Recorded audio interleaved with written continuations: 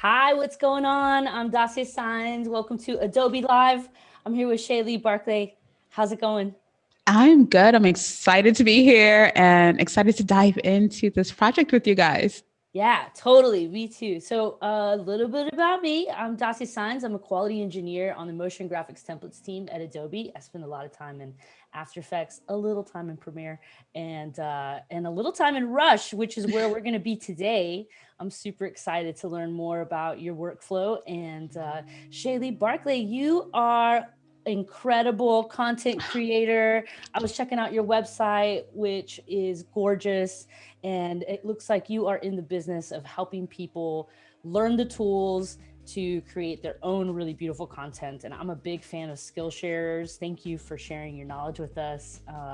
And yeah, tell us a little bit about what got you started as a masterclass extraordinaire. Thank you, Dacia. Thank you so much for your kind words.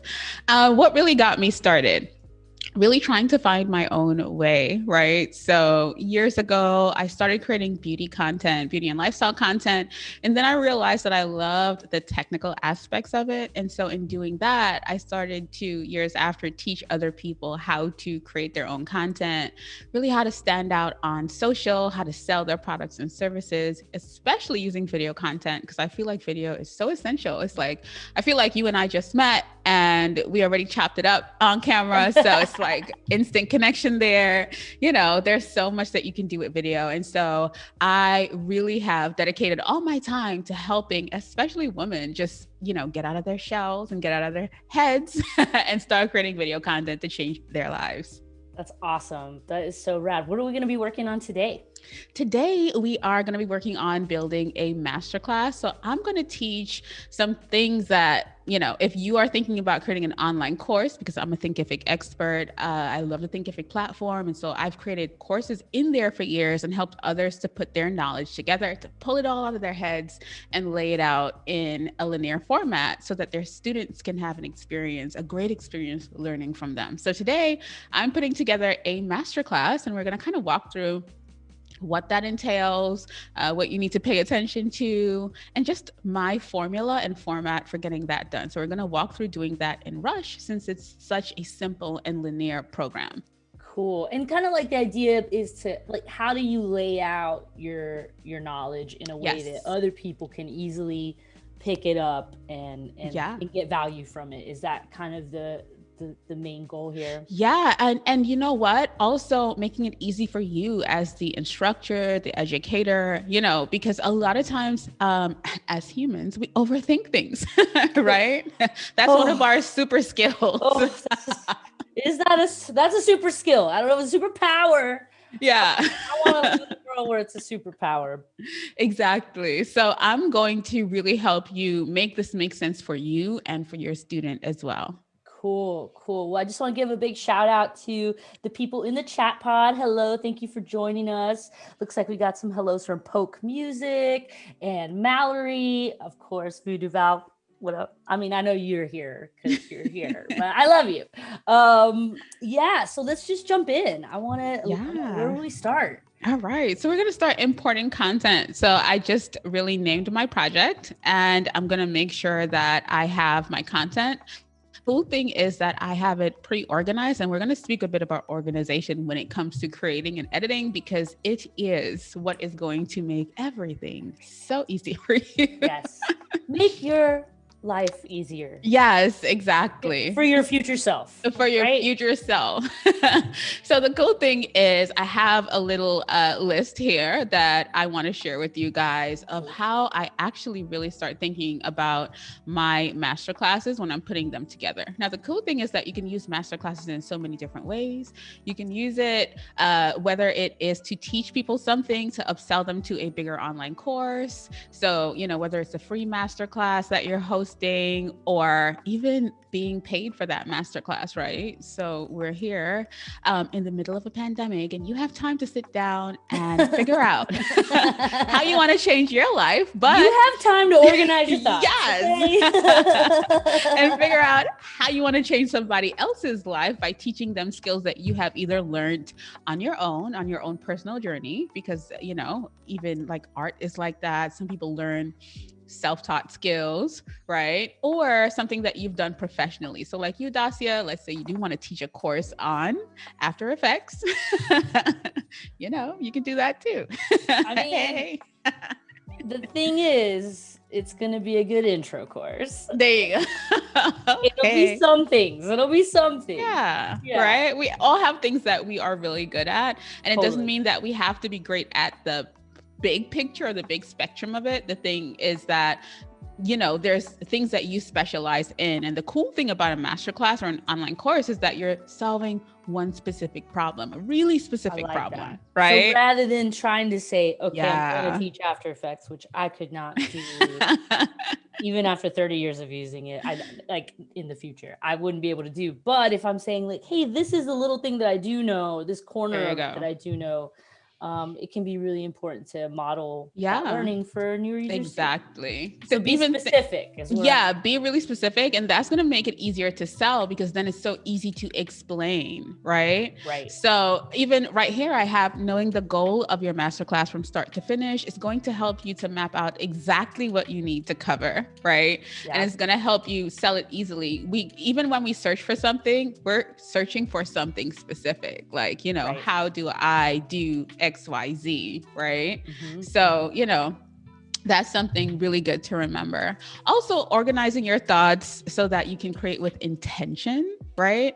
And when you organize your thoughts, you're also able to create in a linear fashion, which is how we learn, right? We learn from start to finish. So remembering exactly, right? So it's really good for if you're teaching a masterclass, figure out the start and then the finish of it. So where is my person starting and where do I want them to end? What is the goal, right? Mm-hmm. So that's really good. So whether it's A to D and you have to teach, in between that, whatever that is, like make sure that you have it laid out in a way that you can really understand.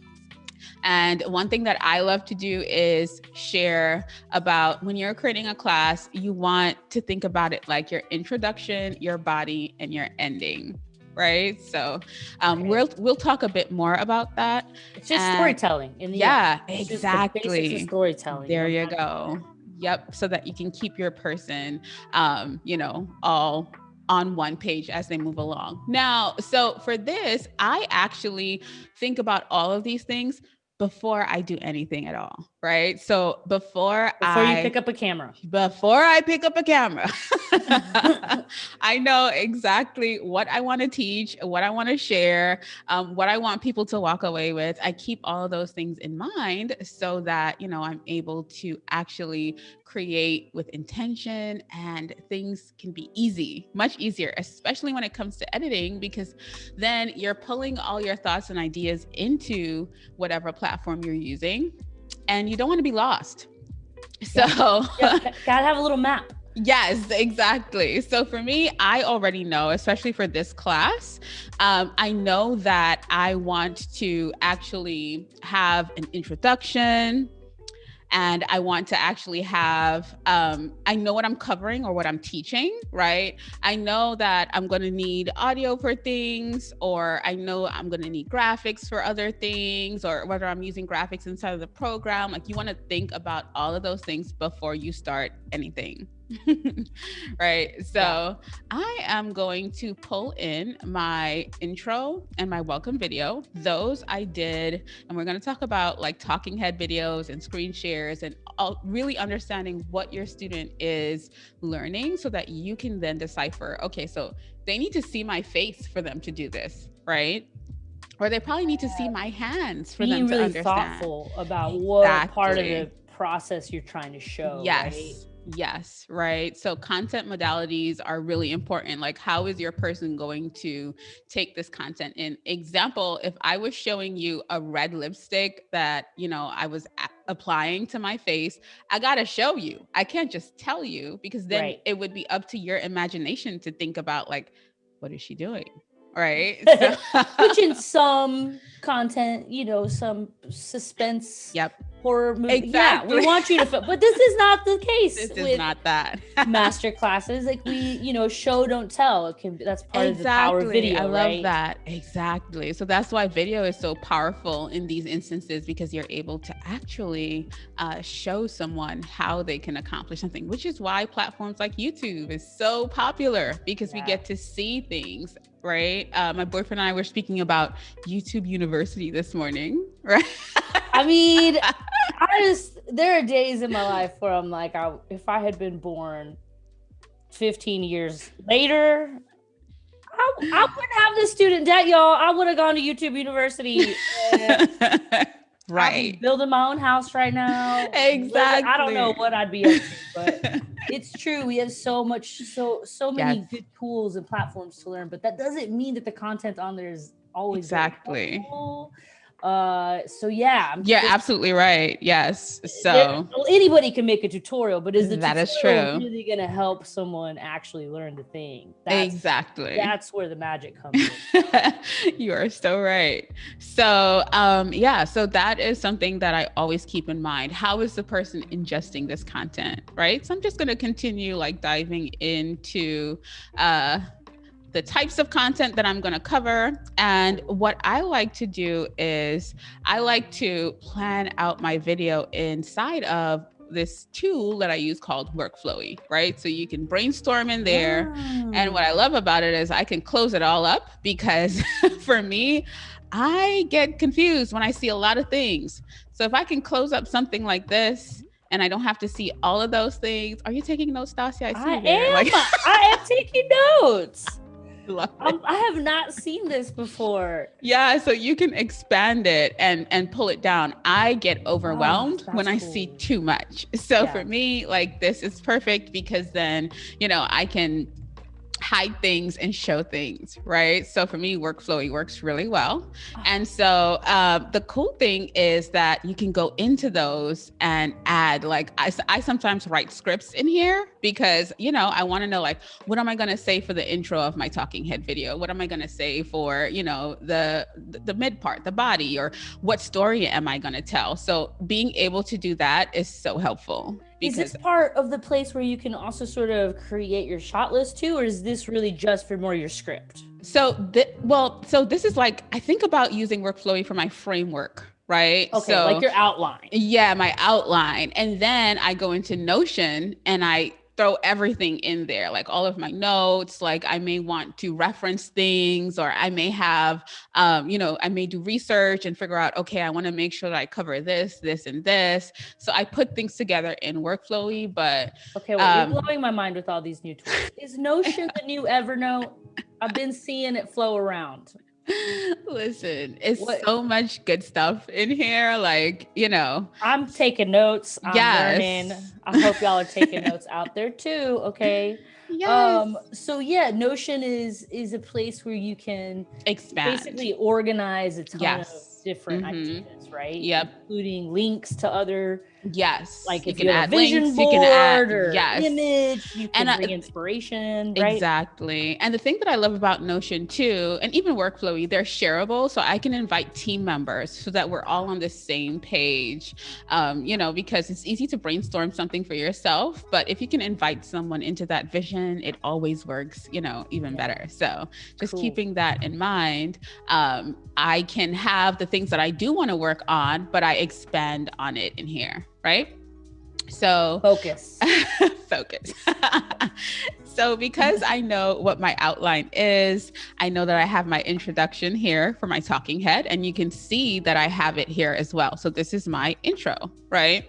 And then I make sure that I'm just keeping this right here so that I can reference back and forth to it. But one thing is that when I was creating this class, I made sure that I created these, the content types of the videos in a specific, what is that? Subsection. Yes. Right? Subsection. Yeah. Yes. Right. So you need to know certain things before other things, which is why it's good to map all of this stuff out.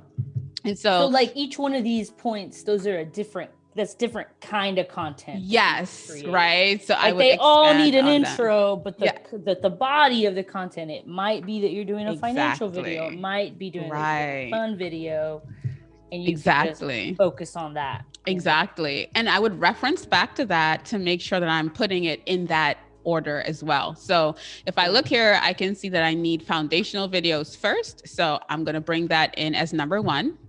And then financial videos. So I'm going to bring that in as number 2. And I love that I can select it in that order, right? That is one of my favorite things. Yes. We're heading into functional and then fun and then the live video component. So this masterclass is really teaching you the types of video that you need to use if you're running an online business, if you're selling things, like, you know, it's teaching you how to create your video content with intention and strategy so that you're not just creating all the things, but you're keeping it in alignment with your business goals as a creator as well.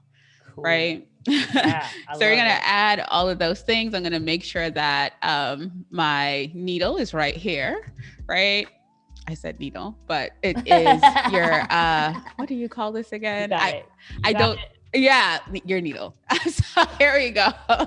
What we call it, sometimes we call it the scrubber. CTI, the current time indicator, but needle. Okay, I like that. Okay, there we go. And so I am going to just drop those in there as well. And they come in the order that you selected. Yes. Them. Right. Which is so cool. It just takes a lot of the guesswork out and it's just easy for me to drop those things in there. Right. So now that that is all done, I'm excited and I'm happy, but we have some more work to do because I also have a part 2 to this class. So you can see that I broke it down, and especially for recording and creating this, it just makes it easier to break things apart and give all of your focus to a specific thing so that the person on the other side is really getting that information. One thing that I always get is, XayLi, you're so good at breaking things down so that it seems simple.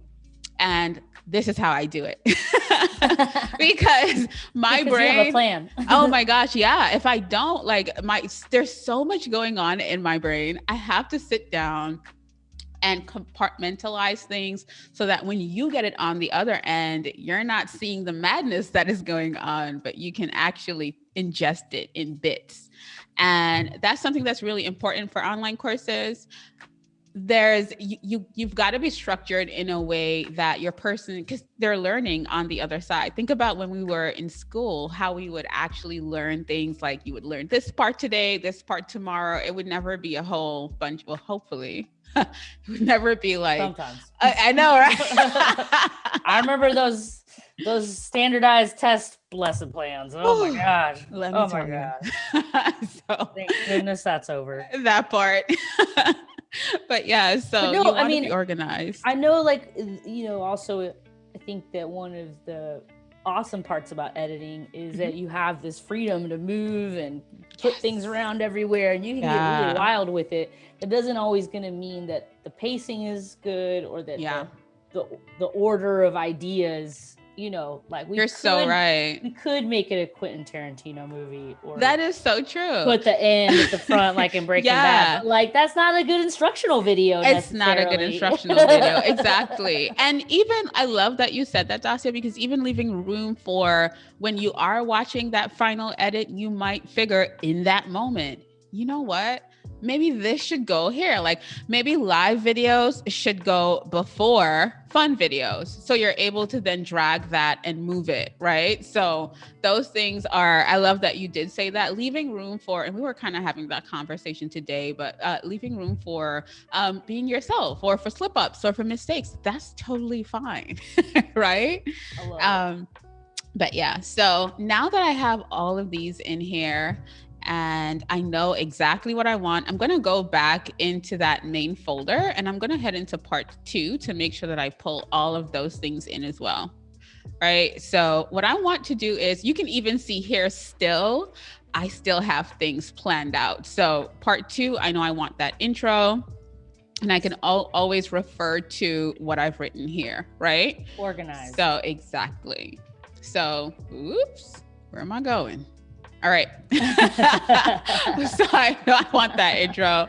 And I know that I want to teach this this brainstorm before. And then I know that I want to share my planner and execution. Now that I'm looking here, I see a mistake that I made. Haha. But I'll tell you in a little bit. So we're just going to add all of this. Right? Now I just made a mistake. Right? I left my CTI in the wrong place. Yeah. Just going to undo that, right? Yeah, let's just Command Z that shit. Yes, we just did that. It never happened. It never happened. And then I'm going to make sure that I am over here. So what I'm going to do is reselect those in the order that I just spoke about. And then I'm going to add them. Bloop. Cool. There we go. Right. So, did I Command Z right? Hold on, let me see. And if you guys are just joining us, we're here at Adobe Live with XayLi Barclay.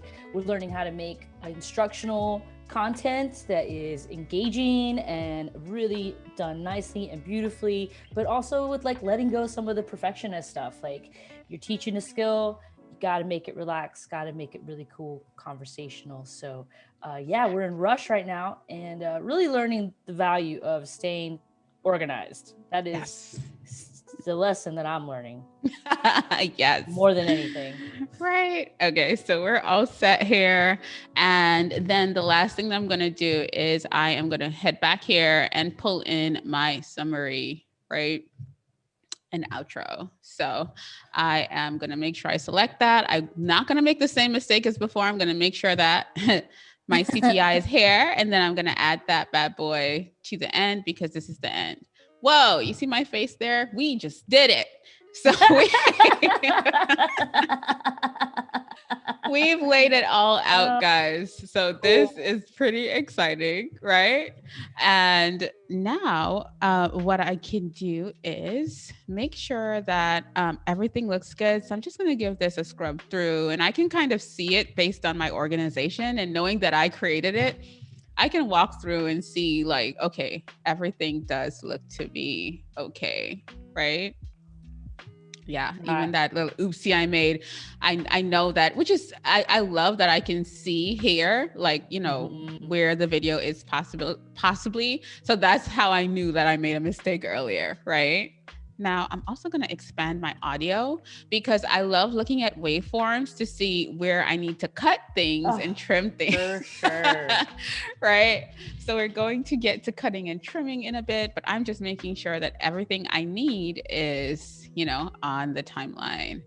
So now, first, you basically, you created your outline, then you filmed all of your content in the way that made sense for it, whether that's a direct address or actually like something showing the thing that you're doing.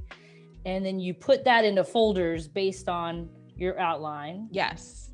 And then that way, when you dragged it all in, now you just have sort of this sculpture that you can start to mold. But exactly. The basics are all there. Is that kind of where we're at? Exactly. No, you're absolutely right. That way I know exactly where things are, what I'm going to need for what parts, because I've separated it so that I know exactly what's going on. So that way, when I get to editing, I'm not completely confused. And I like to tell people, you know, people ask me about editing all the time. And I tell them editing starts before you even do anything. Like you've got to have a plan. And as long as you have a plan, it makes editing so much easier, like being mindful. Another thing is, I, especially in beginning, would never create one whole long video because you'd be sitting there for hours forgetting where you were, what started. Does that make sense, Dacia? Like, yes, it does. I have been there. I have been down those dark roads before. Exactly. So we don't want to go down those dark roads. This way, we can organize things. And as you're creating, especially when you're teaching, you can't just start rambling and teaching everything, because you are guaranteed to probably slip up somewhere or mention something out of sequence, or, so you want to have a good plan so that, okay, so this is, my intro, this is my body, and this is my outro or ending. Well, and right? back to your point earlier that when you're teaching something, you want to keep it focused and goal oriented. That's Yes. help not only you stay focused, but help the person learning feel more successful too, like Exactly. not overwhelmed, right? Yes. And even breaking this down into part 1 and part 2 is helpful for me as a creator, but it's helpful for that person as well, because what happens is when they're done with part 1, they feel like, oh, I've accomplished something. Like people love small wins. Absolutely. Right? Absolutely. Yes. If I know, okay, I'm done with part 1 of this class and it was really quick and easily digestible, and I did it, I'll feel good to come back like, okay, so let me do part 2 now. And one thing that I love doing is in my intro, I let you know how long you're going to be here. Right. So I tell you a little short story about who am I and why I'm the person to teach you this. Right. Just like Dacia made me do at the beginning of this, like, XayLi, well, girl, who are you? Who are you? And why are you here? Why are you sharing with us today? It's always good to give context to your student or your viewer or whoever it is and help them understand, why are you the person that's here teaching them this, right? So that's always something to keep in mind, especially when you're doing things like your intro and you're sharing a little story. You see, I have who am I and where I started. I'm just like you. You're letting them know that I can guide you because, hey, I know how that feels. Yeah. Right? I've been on this path. Yeah. And you know what that does as well? It takes away the imposter syndrome of it all, because it really is me telling you, listen, I'm in rush working today. I've never edited a full movie before for the big screen. If I came on thinking in that way, then that would trip me up. But because I know this is what we're going to do today. You get what I'm saying? So telling that story really lets them know. A lot of times we think that, oh my gosh, like I'm supposed to know how to do all of the things in order to even show up in this way. And that's not true, guys. It's not true at all. We got to have that growth mindset. Yeah. You know, Dacia. With a word. We're taking this show on the road. One thing I wanted to give you props for. I'm really obsessed with like this book that's called something that now I'm forgetting because I got nervous. It is about if playing video games could change the world. It's by Jane McGonigal. I'm not getting the title right, but she talks a lot about the fact that human beings, they like feedback, like they like you like to do something, feel successful, and that's why video games is something that really taps into our hearts, because we like to solve a little puzzle, then feel that burst of success, and that keeps us motivated and continuing along the path. So something I'm really impressed by is that you've basically put that kind of strategy into your content creation, and in thinking of your learners' experience, the people that are showing up to do this workshop, being able to have those small wins throughout is a really incredible and proven strategy. And so props. It definitely is. Give you props on that. Thank you. I gotta read that book. I've never heard about it, but I'm really interested. I emailed it to you. It's good. Thank you. Really oh my gosh. Yes, that sounds really good. I would love to tap into that, because there's always some lesson somewhere, but that is so true. Like people like having small wins. They want to. And I also feel like video games give you that kind of competitive, like I'm gonna win this thing kind of thing. And that's how you can think about this as well. Like you can, evolve in your course creation, or you can create version 2 of this thing. What iPhone are we on now? The 700th iPhone?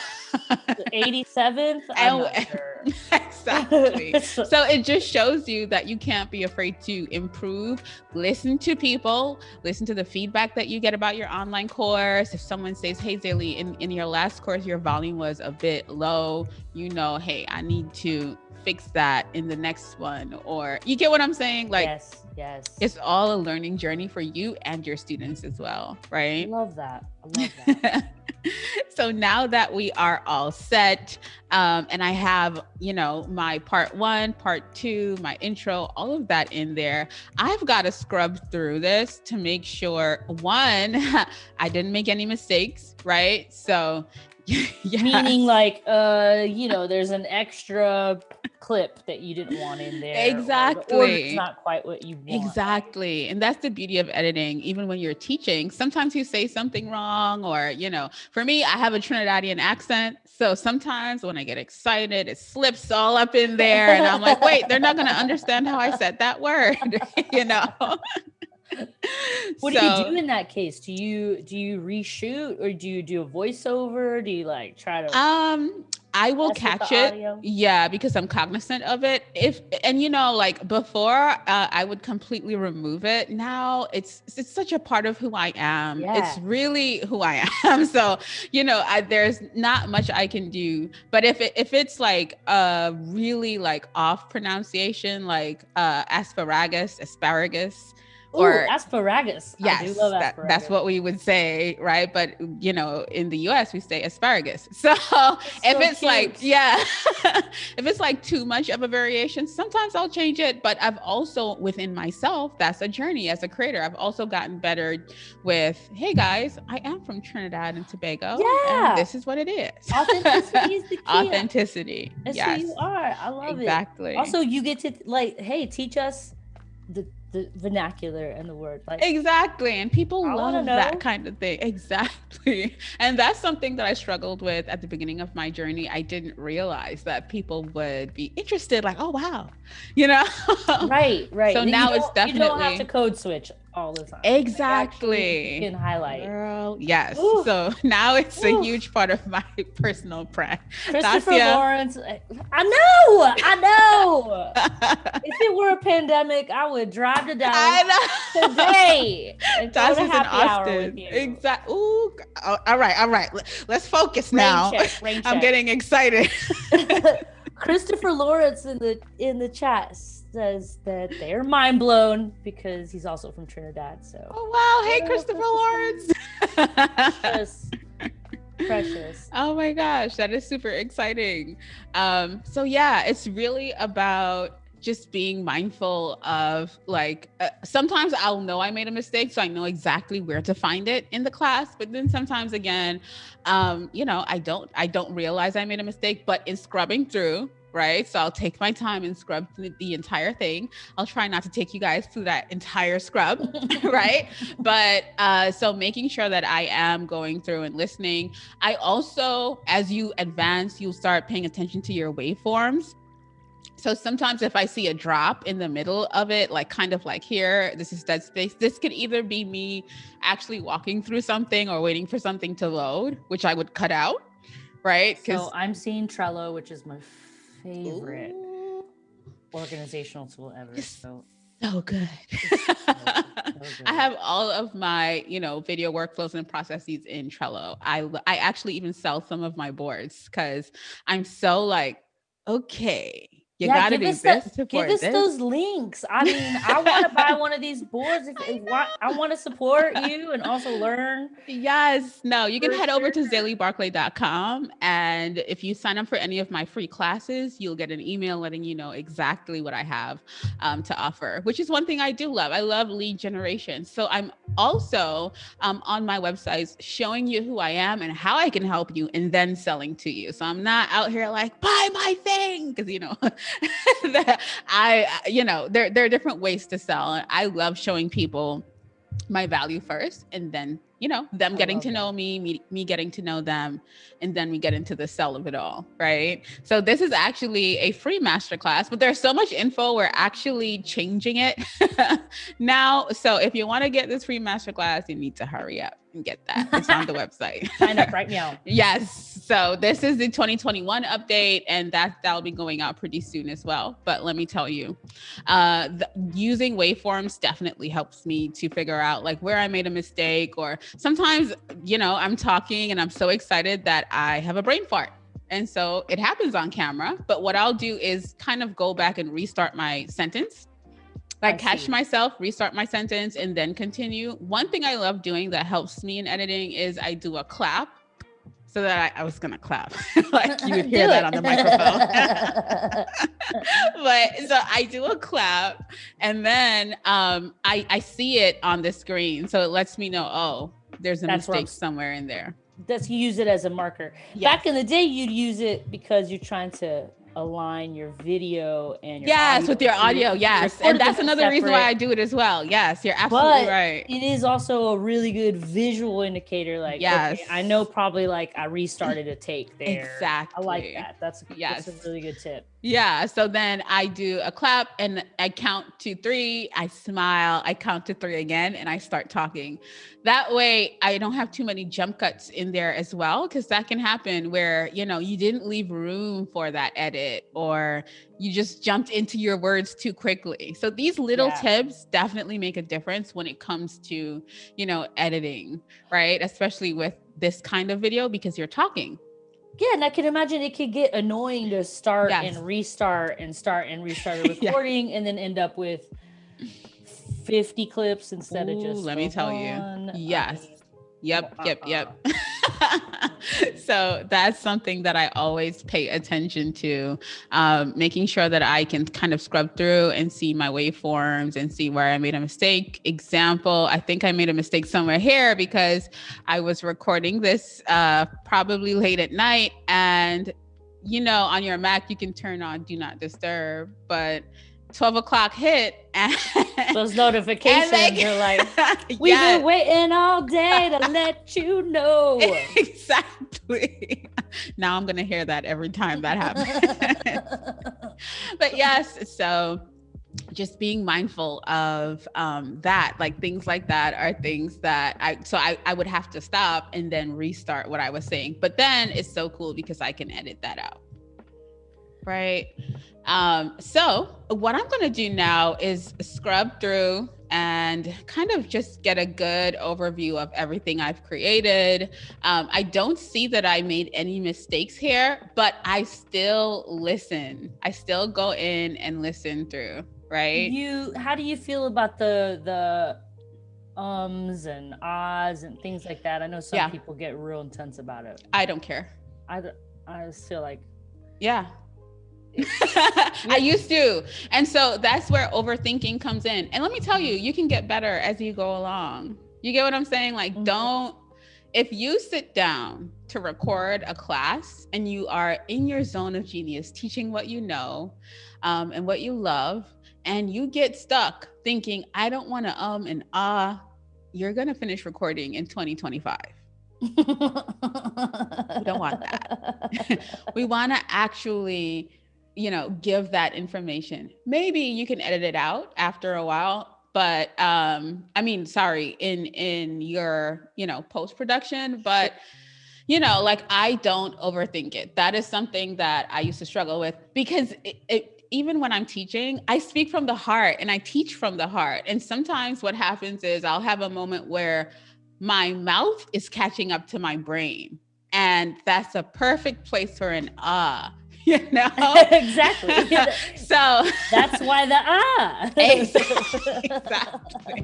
It's like my brain is calibrating. We got to figure out accents. We got to figure out all sorts of things before it actually comes through here. But that's just so real. You're going to bear with me. Exactly. So that's where you got to think about the value that you're giving is so much more powerful than an or an And let me tell you something, when you start building an audience and they start getting to know you and love you, they are not going to care about that. I feel like it probably makes it feel more natural, like we're actually hanging out.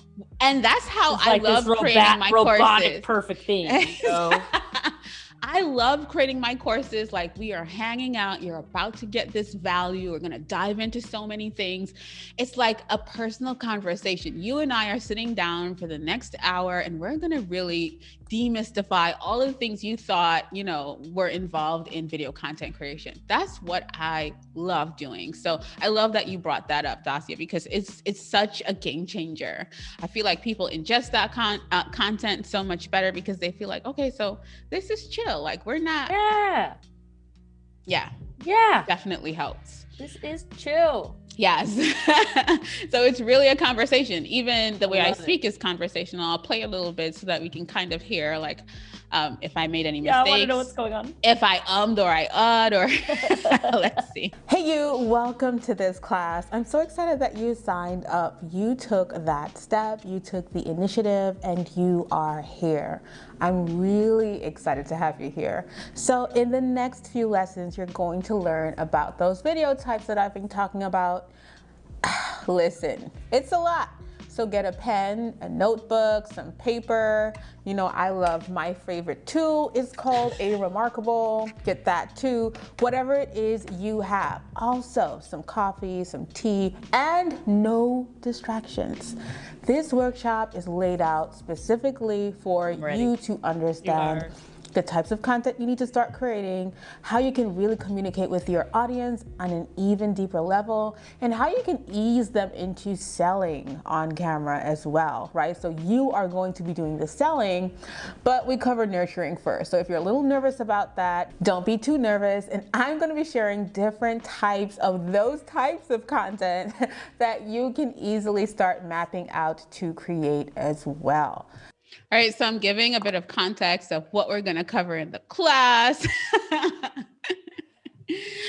sounded really good. Thank you. Like I'm ready to take this class, XayLi. Like everybody in the chat is also, I'm seeing lots of love. This good. I'm ready. Yes. Sign me up. So that's what it's about. You know what? I always love saying that we buy from people, right? Yeah. We don't really buy from businesses. We really buy from people. If you think about, you know, the small businesses that you supported, you trusted them in some way, or, you know, you saw something that made you feel like, okay, or you saw some review of someone who had a really good experience. Like, so it's the same thing, especially when you are building a personal brand, you want to really just communicate with your people. Let them know just the way it is. Like, hey, this is it. This is what we're going to cover because I want to respect your time, you know, that kind of thing. So you're flowing through, you're setting them up so that you're actually giving them an idea of what we're going to cover so that they can then say at the end of the class, oh, wow, we did cover everything she said we were going to cover. Yeah. Right. Yeah. So, you know, just making sure that you structure things in that way is always so helpful. I also always recommend doing a welcome with a talking head video because that's the moment that we have to make eye contact. Right. That's where you're introducing yourself as I have something to share with you. Exactly. And do you think this is true of, like, if I was trying to teach someone how to play D&D or how to make a cabinet or how to, I mean, does it matter what it is that you're making a masterclass on? Yeah. Do these principles, do you feel hold true across any kind of content that you're creating to try to Skillshare? I feel like it because when we think, for two reasons. This is not the only masterclass I ever want you to purchase from me. So let's get to know each other kind of thing, right? Because we're going to be spending some time together, right? So that is the one thing. Like if you're selling something, I just feel like I believe in integrity and building something that is really solid. Like let's build a relationship here because that's what people are doing with you, right? So that's the first thing, because it would kind of be like me doing this, right? Like, hey guys, you know, and we don't want to do that. We want to, like, I want to talk to you. I want you to get familiar with seeing me because we're in this for the long game. The other thing is I like to think about these things as an in-person experience. So if we met, I would introduce myself, right? Right. Yeah. If we were in person and we were hanging out, I would introduce myself. I would let you know like who I am. I wouldn't stand behind a wall and do that. I would actually because then that would raise some red flags. So imagine me coming to sell you something, but I pick up a napkin or I do this. And I'm like, so a lot of times we don't want to show our faces because we're kind of shy and we're overthinking it. There are a lot of shy. I mean, I watch a lot of like technical tutorials on on YouTube, and there are those that they have like the computerized voice. Oh my gosh. And let me ask you something. Like, I love that you brought that up. Did you subscribe to it? No. So there's two things. But I don't want to. There's two things that can happen in that instance. And let me tell you something. A YouTube video is like a mini masterclass, right? The first thing is that, well, Dacia completely clicked off because she didn't trust that. That's the first thing. And the second thing that can happen is that you find your solution. You're like, thank you, girl. And you leave. Yes, totally. So you didn't subscribe. You're not going to stay around. You're not going to. Showing your face also gives polarity to the situation. Somebody might be like, oh, I don't like her energy. Okay, well, bye, girl. You get what I'm saying? So it's like you get a full on read. So it's like making a community. It is. And business right now is based on community. It's based on your tribe.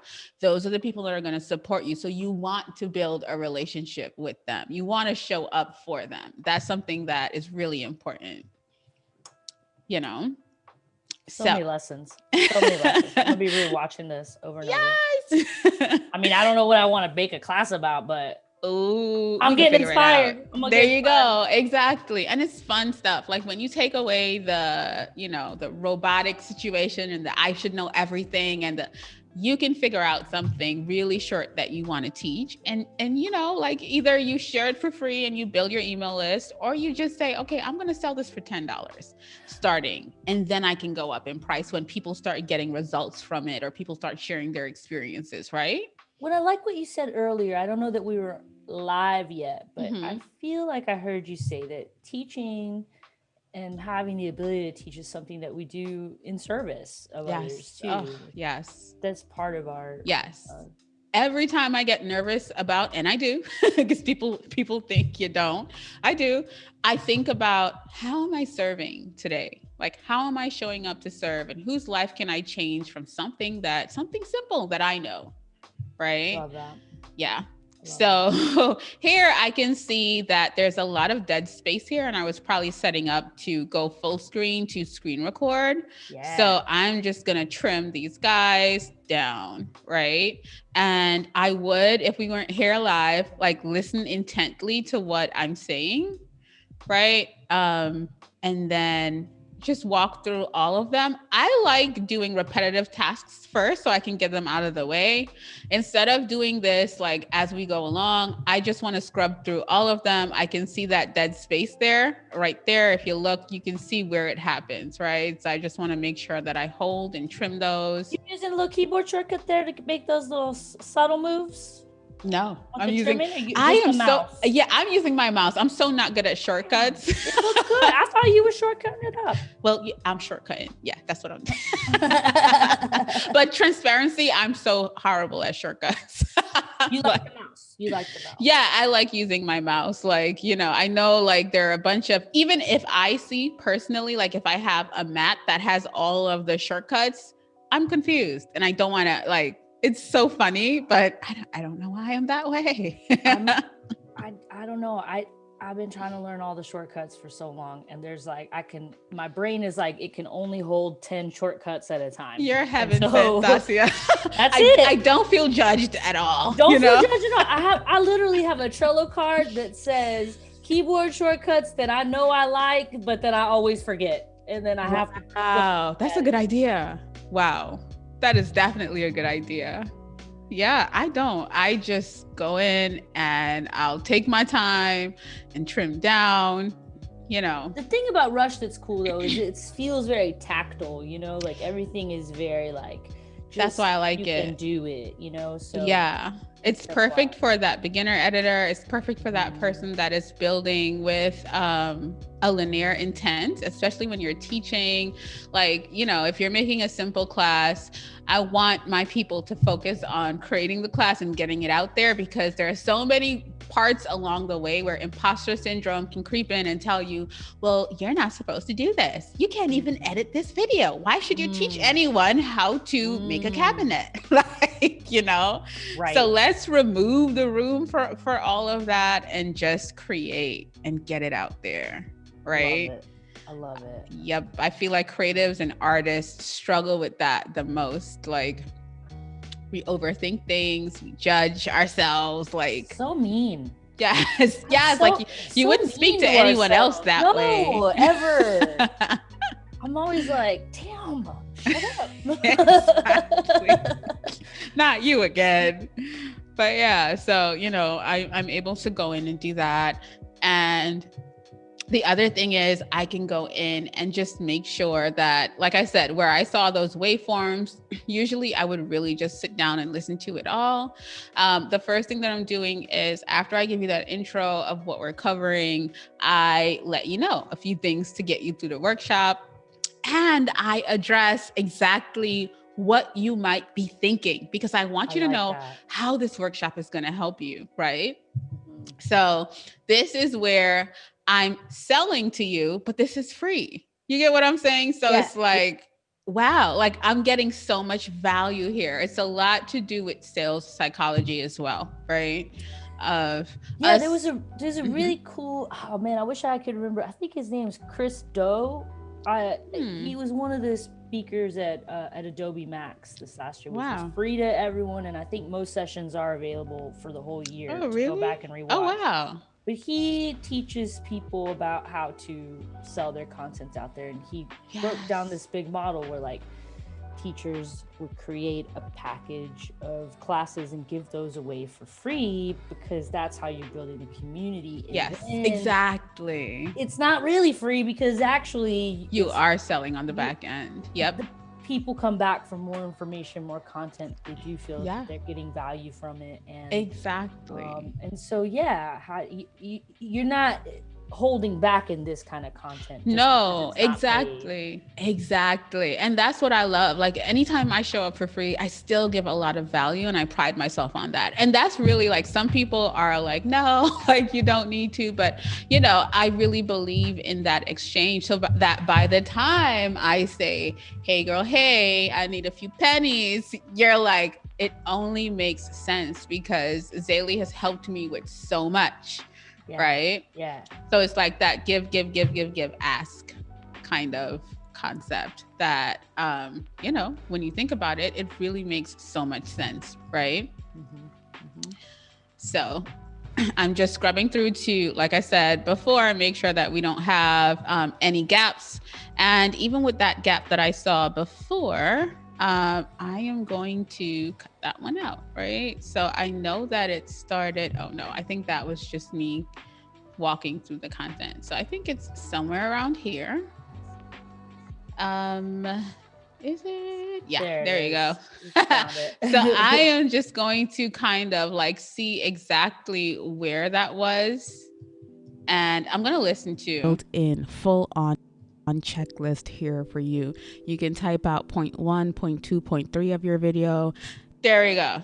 So let's see what I did. And I stopped.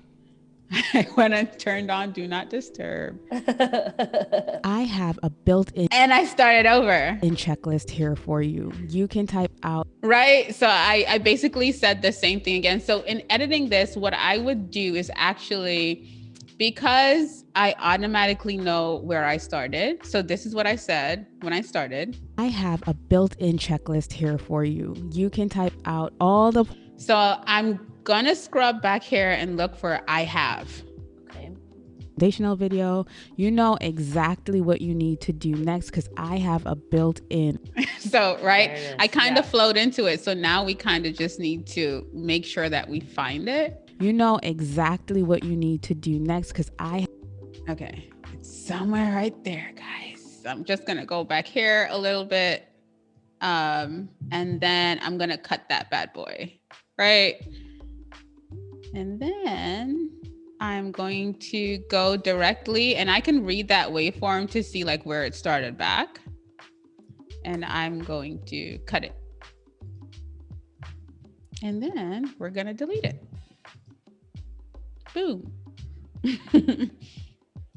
Right? Simple, to the point, not too much going on. When I'm adding in transitions, I'm going to see if it needs a transition there to just make it seamless, or it could just be a jump cut. Like I said, I'm not overly anal because you know, I'm teaching something. This does not affect the value that, you know, people are getting. And I'm not perfect. And the person sitting down on the other end of that screen learning isn't perfect either. Jump cuts have become like a thing. I remember back. They have become a thing. Oh man, when I was younger, growing up, trying to learn to make videos, I mean, it was like jump cuts were horrible. Yes, you're so right. Human. Yes. Get out of here. Give me the camera. Please. You can't touch the laptop anymore. Yes. But now, like, they're people a thing. actually use jump cuts. Jump cuts in a really interesting way. Yes.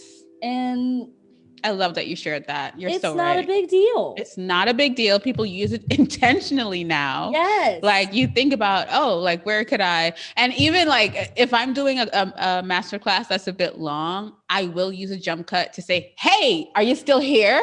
Are you still listening? So that if you were sleeping or if you pulled out your phone and you were scrolling Facebook or Instagram, I got your attention all over again, right? Hey. So that's actually, yes.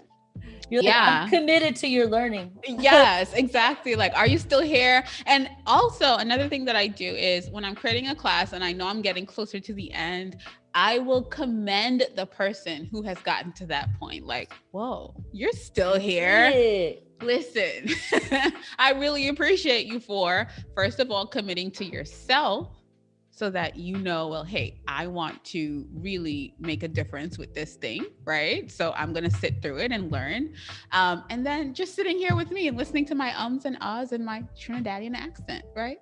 Man, XayLi, I feel like, okay, this is the thought that came to mind. Maybe it's a weird thought, but you know, have you ever gone to work out with a trainer?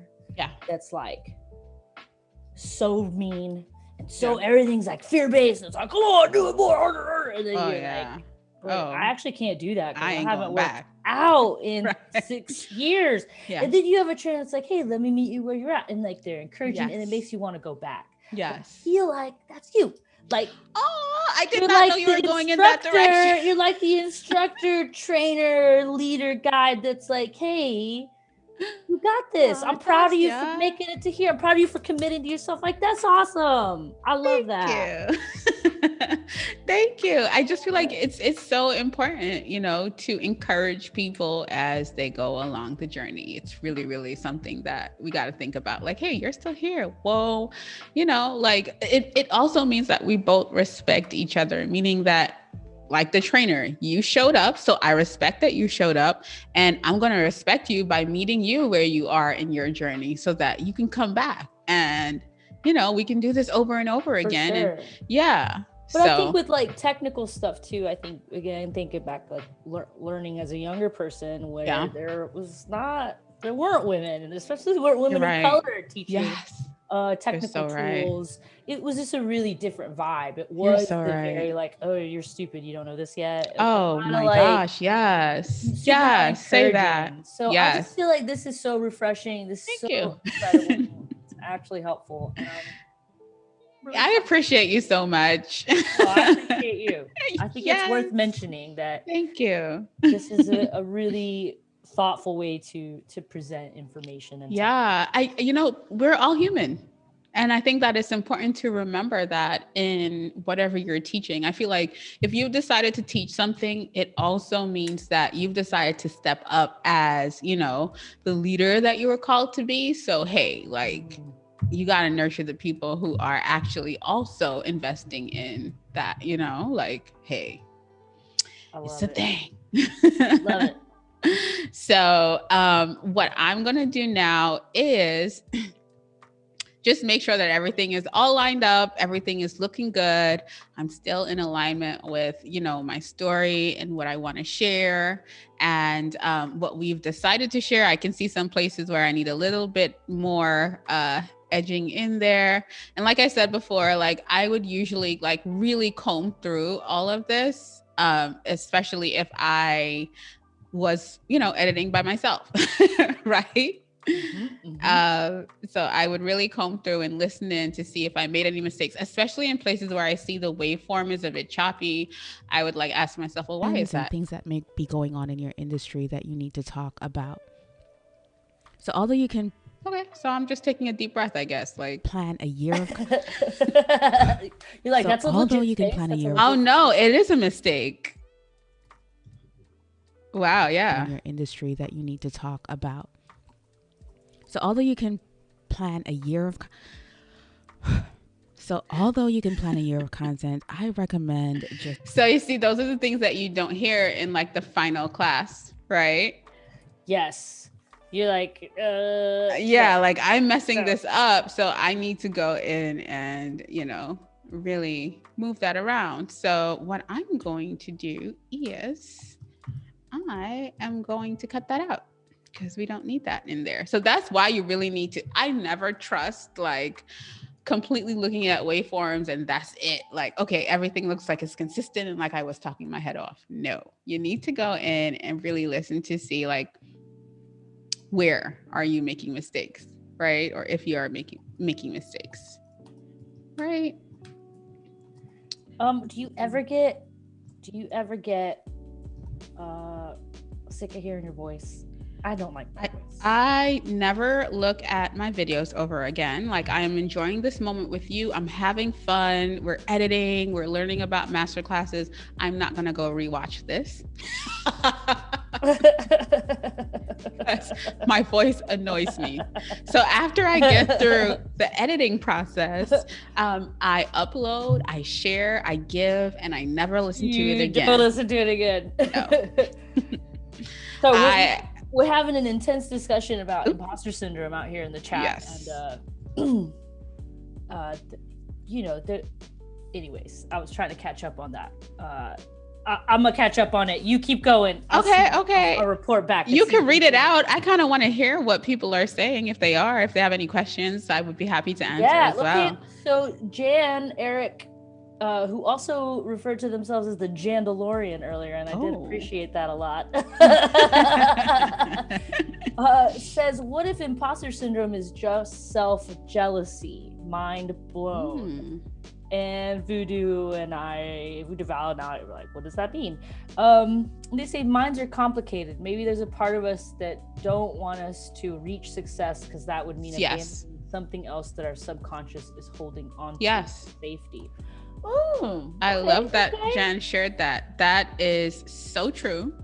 It is a huge thing. And that's why, like for me, I had to figure out in my process, where are places that I might be tempted to not follow through with doing something that could bring me success, right? So for me, like we just spoke about the ums and the ahs. I know I and ah a lot. I'm working on it. But is it the main thing that I'm focused on right now? No, because if I do sit down to record and all I'm thinking about is my ums and my ahs, we're never going to get a masterclass. we're never going to get anything. Do the thing. Exactly. And so Val says perhaps sometimes it's a matter of realizing you will be moving into a space that's no longer familiar, and then it's fair. Yes, definitely fear-based, because you don't. Makes sense. Yeah, and that's another thing I love doing is thinking about like, well, what's on the other side of, so meaning like thinking about like, when I release this masterclass, I'm going to help so many people, right? So thinking about what's on the other side. Now, because I'm helping them, I can get paid from that, right? But if we are not addressing what's on the other side and we're just stuck on this side of things, you're never going to be able to, it's kind of like you can create that other side. You can think about what you want on the other side. Like, I'm going to be able to buy those shoes that I've been looking at, or, like things like that. Like, I hear that. I do just, in Reverb, Mike just says, concentrate harder on the work and you'll forget about yourself and the imposter. And, I think for sure these are all true things, but, as a queer Latina woman, person, sometimes boy, I don't know. whatever you, there you go. Who is often in code switching in spaces. I don't see myself in, and I'm one of the only people in.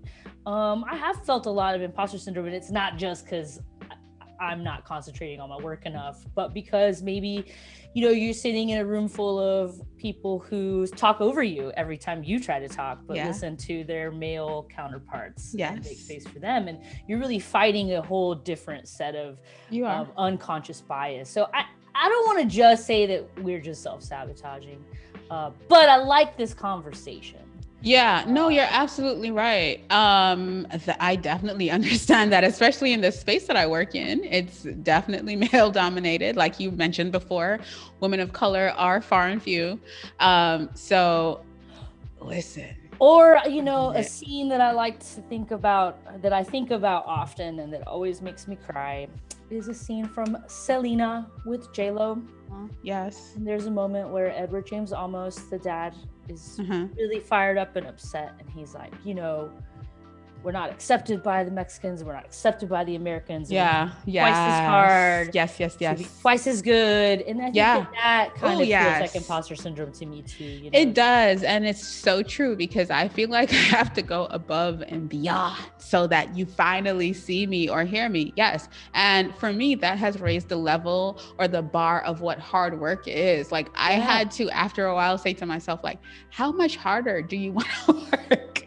Like there's no more hours in the day for how hard. But I was taught that growing up, like if you want to be seen and heard, you got to work harder.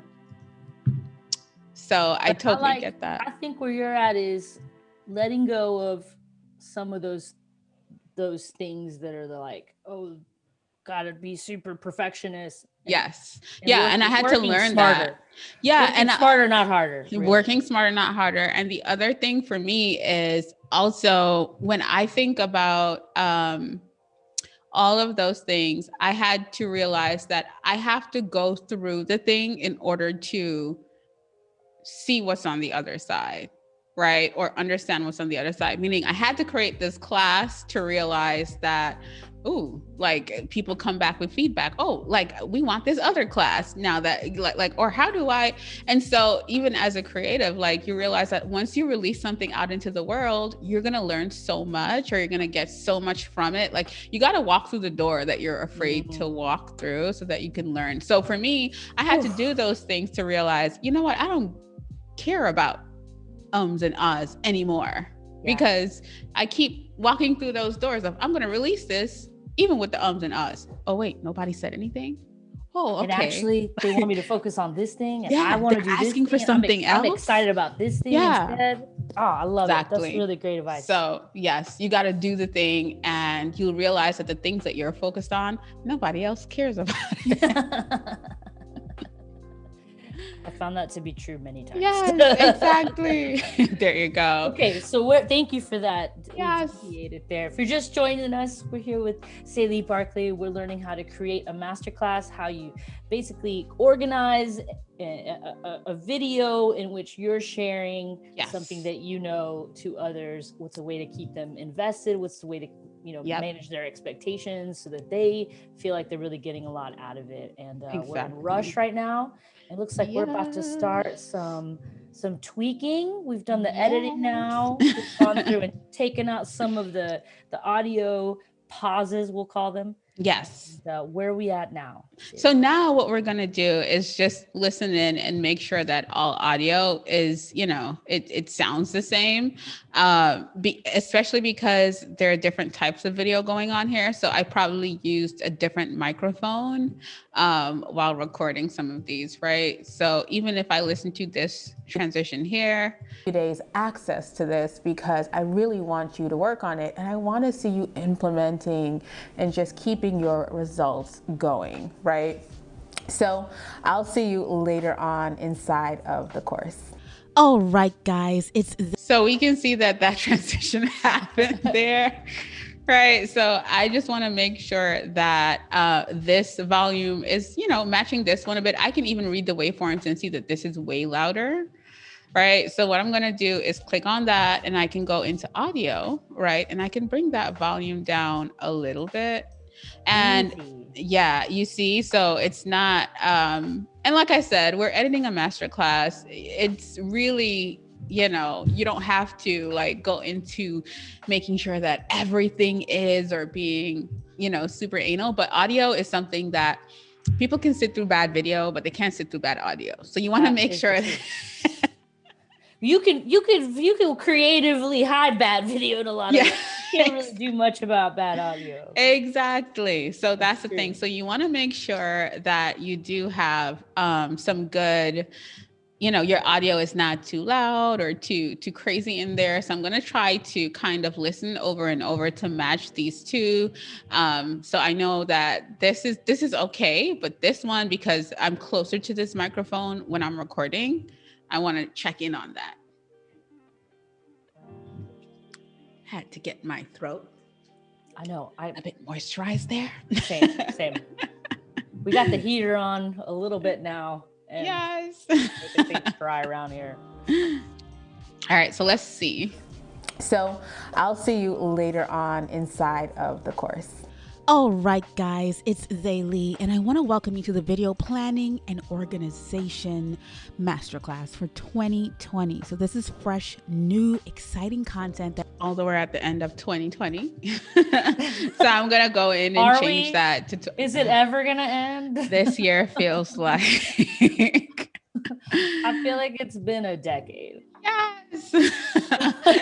It feels that way. It feels like the longest month ever. Like, I actually can't remember my age because I feel like my birthday didn't happen. Right? I feel like I lost it. It was March 22nd. I'm March 13th. Really? See, I told you. I barely had I was like, I turned 40 this year. This is there you go. Yeah. No, it has been my Netflix lasagna year. I keep saying I'm 33 because I turned 34 in March past, and then I realized, oh no, I had a birthday, so I'm really turning 35 in March, and I'm like, oh wow. I think we get a do-over. You know what? I'm gonna take that. Mulligan, let's do it. So I'm just going to make sure that all of these, because they were on the same microphone as well, I'm going to bring them down to 43, right? So I can see 43 here. So we don't want that 50, and I can manually type that in, right? And you know that because those were all the same session. Yes, it was the same session, so same microphone. Rough it in. Exactly. But you still also want to kind of listen in, right? No way. Yeah. Christopher Lawrence's birthday is March 22nd. Never. Christopher Lawrence, who are you? From Trinidad, Christopher Lawrence.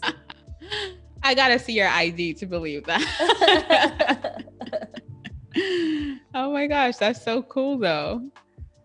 Oh, hey, I keep forgetting to find a place to mention it. But if you're over on YouTube watching us, be cute and funny, you should go over to behance.net/live. You'll find us there too. Yeah. And you'll find all the other content too that if you missed live stuff, they'll re-show things. And it's just a robust community of artists and creators. Definitely is. In this centralized, focused world of Adobe, Adobe Life. All right, let me see. So there. I'm not very smooth with the official plugs I have to make, but I'm trying to work on it. You know what? We're just going to vibe out. We're going to flow. We're going to make sure that we get them in there, right? But we're just going to make sure that everyone's happy and it's a good live as well. That's right. Otherwise, I might not be able to come hang out with XayLi. I'd be real sad about it. I would be sad too. All right. So now we're here and, we have a bit. Now, what I'm also going to do is add some transitions, and that would soften that, the volume. It would soften the transition of one volume to another, one level of volume to another. But now that we have all of that all set, right, it is perfect. So we're all at 43 all across the board. Right. So that is pretty good. And like I said, don't overthink this at all. We just wanted to lower that volume a bit so that we're all set. And Mallory on the chat wants to know, I think what she's asking is it possible, could you have just picked all of the clips and then changed them all at once? I was trying to do that just now and I wasn't able to, so I just didn't want to, have you guys go through that with me. But the usual way that I would do it was not working. So thank you, Mallory, for seeing that. And I'm sure that you can. I was going to take the time to figure it out, but I was like, let me just keep flowing. Yeah, right. that's workflow. Yes. Right. But I'm sure that would have definitely been the easier thing to do. And like I mentioned before, Adobe Rush is not as, brolic of a system as Pro, but I also feel like for beginners who are just getting started, it's just an amazing platform to be able to dive in. Like, even though like when I export this and you have the final product, you're never going to be able to tell where I edited it. Right. Right. That's so right. yeah, we are like, we would have been youth media educator best friends. I used to say this to people all the time. Once the video is exported, you don't know what it was edited on. So let's take a little shame around, it's like, yes, we all aspire to use Premiere Pro, but when we're getting started, maybe Rush is all we need to really exactly on. Yes. And the beauty of Rush, the Rush to Premiere relationship that does not exist in the iMovie to Final Cut, is that you could start your project in Rush and it's a Premiere project. So you can open it in Premiere. Which is so cool. If like, you want to do fancier, more complicated stuff. Exactly. File is translatable. So that's pretty cool. That is so cool.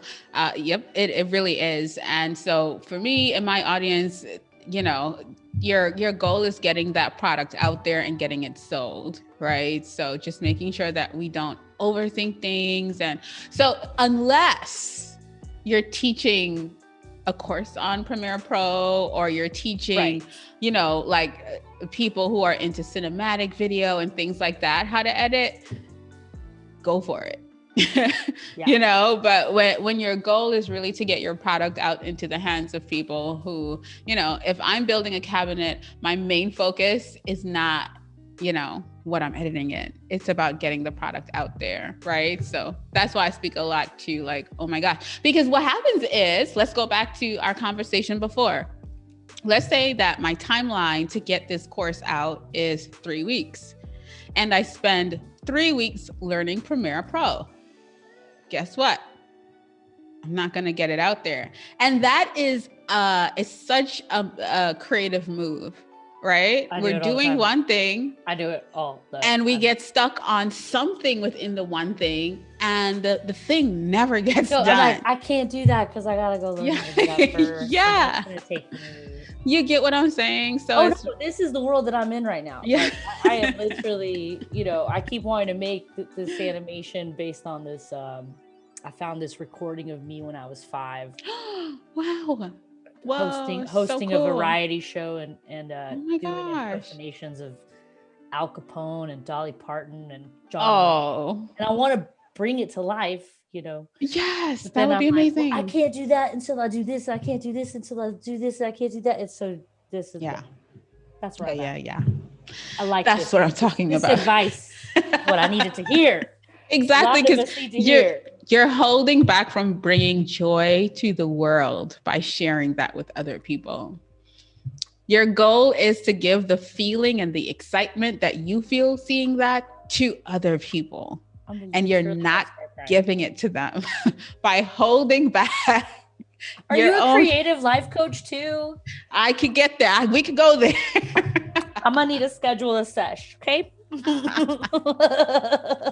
Totes. I got you. I'm serious. Okay. No, that's what it is. Like we often do things, and that's you telling yourself that it needs to be perfect in your own world before you release it to anybody else. But it's really about the feeling and the outcome of you doing that thing.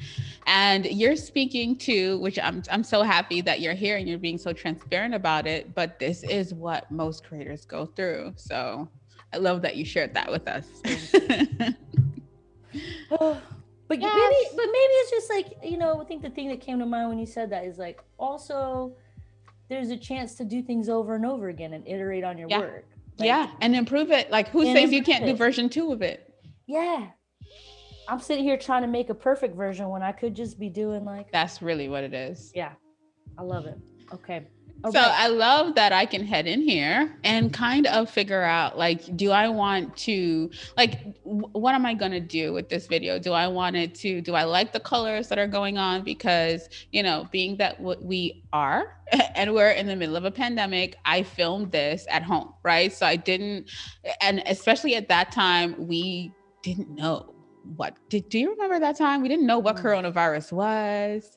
So we scary. Weren't sure of what was going on. I thought the world was gonna. I was not leaving my tank of an apartment, my fishbowl. I was not leaving. I was not inviting anyone. Like, I was like, listen, I don't know where you've been. Exactly. I don't trust nobody. Exactly.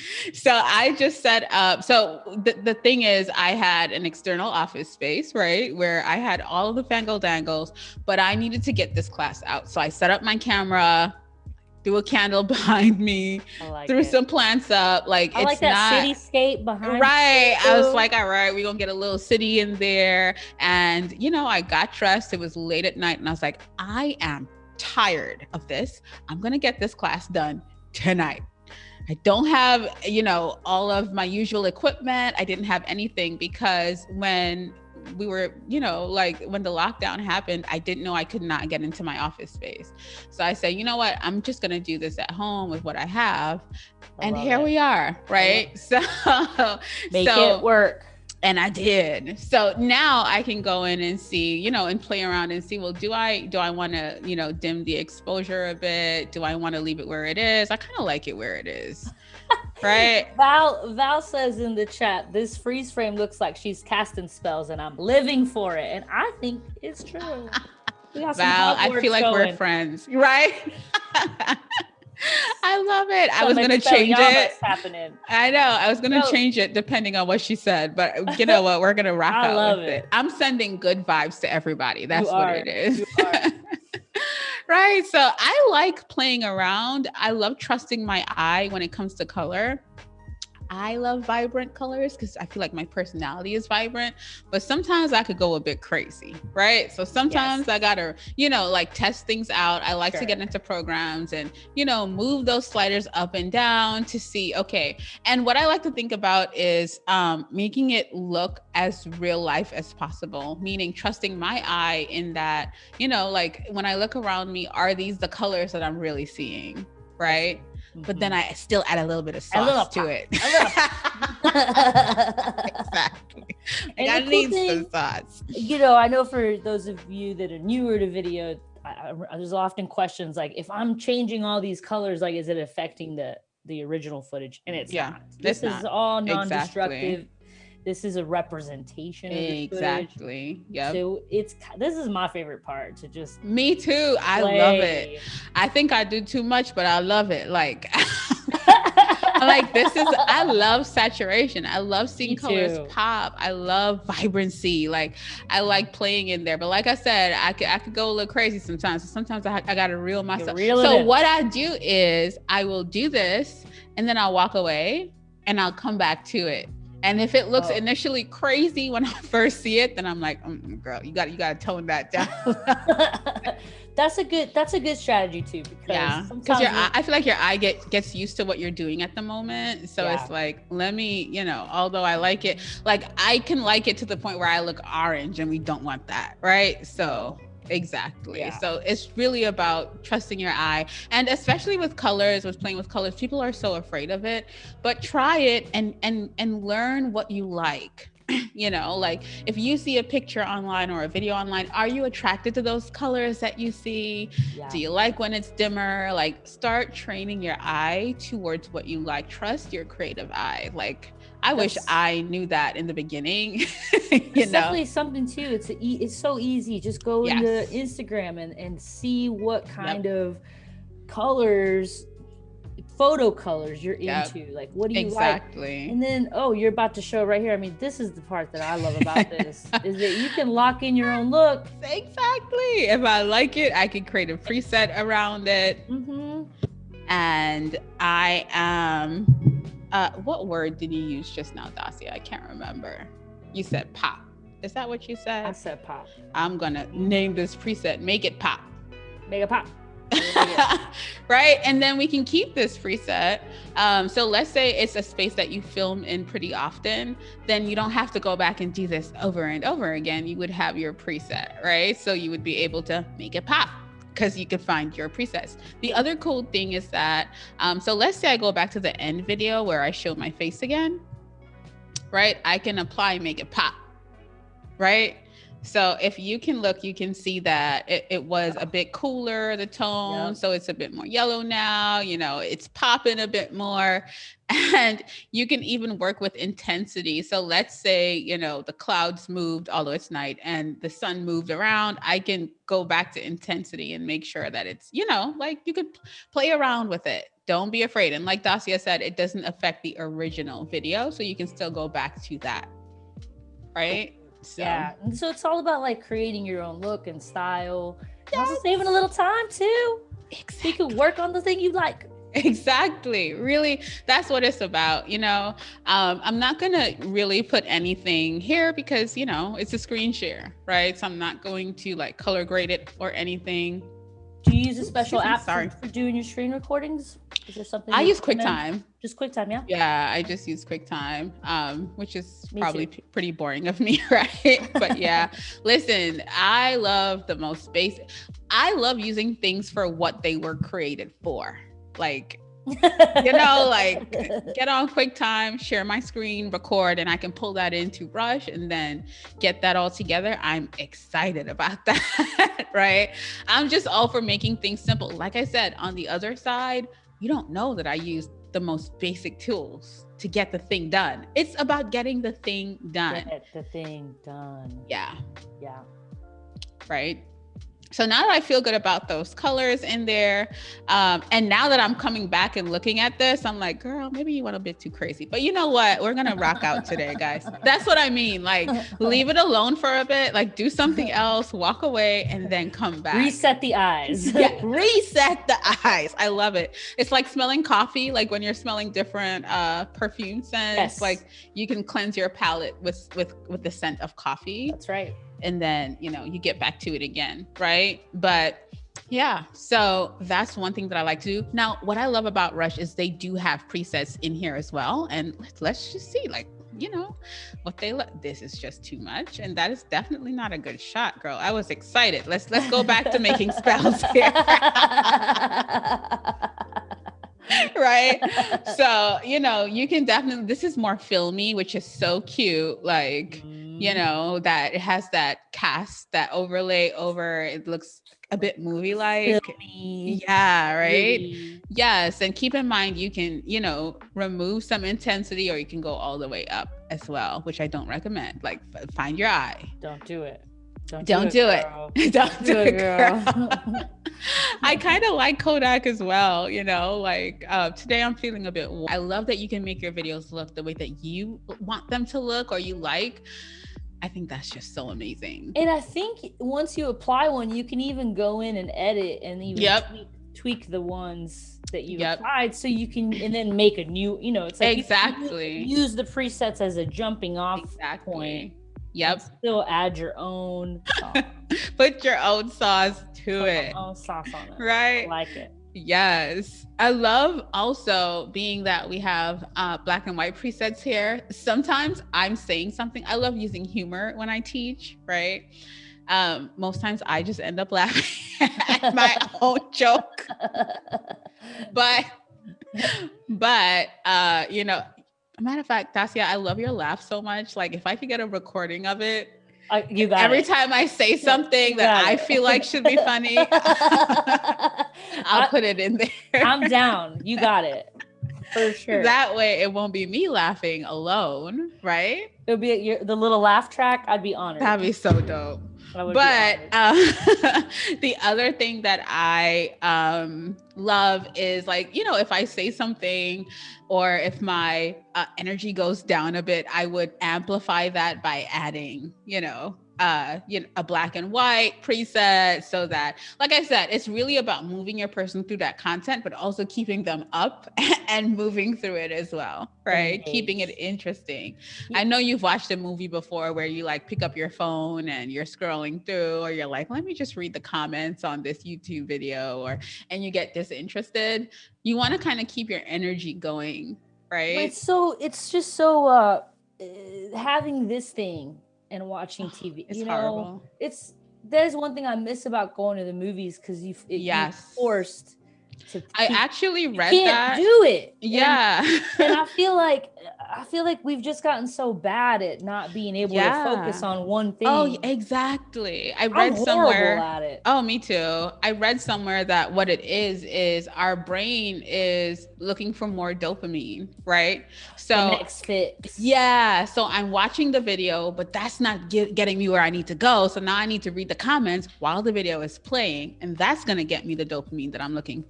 Isn't it crazy? Like, we're little rats. We are. Real quick though, I just want Jandalorian. Uh-huh. Oh, we want to fight. So he want to fight with me today. He said you could purchase laugh tracks on iTunes. Ooh. You can't purchase my laugh on iTunes. Mr. Jandalorian. Tasia, that means you got some work to do, girl. You better. I got it. You better get to selling that laugh, because your laugh is epic. It's so funny. I gotta get a good mic. Mic. Right. So I kind of like this too. So it depends on what you're teaching. Sure. It depends on your vibe. It depends on so many things that you can really find a preset that works for you. And the other thing, I kind of like that too. I like that. Yeah. The other thing I love is that when you find a preset that you love, it can be your signature preset, right? Like, everybody knows you for it. Yeah. I like presets that make my melanin pop. Yes. Okay. Yes. So I love, increasing the intensity of my skin. That. Mm-hmm. Yes. Right. So, that was fun. Right. And look, because my eye has been reset, like, makeup pop doesn't look so bad anymore. Right. So it's really about playing around and really understanding, like, okay, so this is what I like. This is what I don't like. Play around and find, your thing, find your space. So you use color as yet another tool. Yes. Keep the train and the attention going. Yep. I love doing that. I feel like, I love happiness. I love laughter. I love all of that. And I bring all of that into my trainings. I hate those things. That's a lie. I'm just kidding. First of all, we got to think about, bring your personality into what you're doing. That will keep people coming back over and over and over again. For sure. Just your personality, things about you that people like, it's just so much fun. A lot of people think when I'm teaching an online course, I have to be boring. I have to speak well. I have to look a specific way. And that's the furthest thing from the truth. Yeah. It's not, we're beyond the era of stuffy, stuffy content. Yeah, no, it's have fun. Learning is fun. Right. Creativity it is really should be fun. Exactly. I even love using like a good, like a pen, or, opening up my frame a bit to amplify something that I'm saying. Types of videos you should be creating, from what you should share in your captions. Listen, I get down to it all. Okay, so this, where I say, listen, I get down to it all, we're going to open up that frame a bit, right? What does that mean? We're going to come in closer to the face. Like, I get into it all. You're like, hey, like, yeah, this is important. Yeah, it's kind of like what you just did, like coming up to the camera, like, I love Okay. Yeah, there you go. Exactly. So, it's a great way to emphasize things like, let's just make learning fun.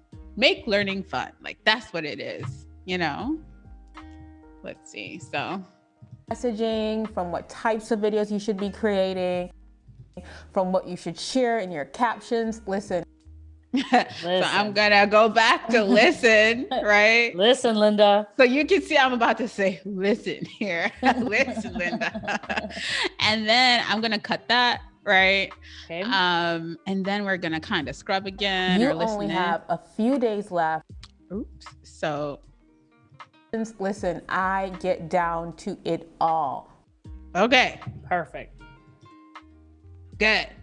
So what I'm going to do is just click on this and I'm going to do a bit of transforming, right? So the fun thing is that we're able to get into here and we can open up that, hold on, let me see. Nope, this is moving. We can open that up. There are two ways to do this. So one way, okay, wait, that's what's going on. I'm not on it. So this is the thing. See how tiny that is? Like, Yeah. Can we make the timeline a little bit bigger? Maybe with the let plus me sign? see. I don't think that works.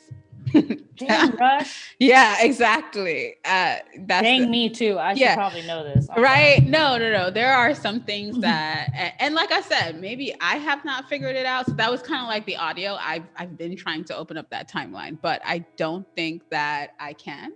Right? So well, you know what? I'm gonna research it tonight. Ooh. And then we'll talk about it tomorrow. We'll talk about it tomorrow. We'll sure. show you how to open up that. But the point is that you cut out that tiny little part where you said, so that you could add this. Yeah. And that was a good lesson as well, where I wasn't on it. So I couldn't see that what I was doing was working. Right. So, you know, being meticulous. That happens to me all the time. Yes. So I'm like, why isn't that working? I'm live. Why isn't this working? The CTI has got exactly where you need to be. Right. So now that we're there, I can go in again and you can see that we can get all up in there, guys. Right. So you can scale this. And if we look at it, it's a bit different from here. So we can see that I'm saying like, girl, listen. I love it.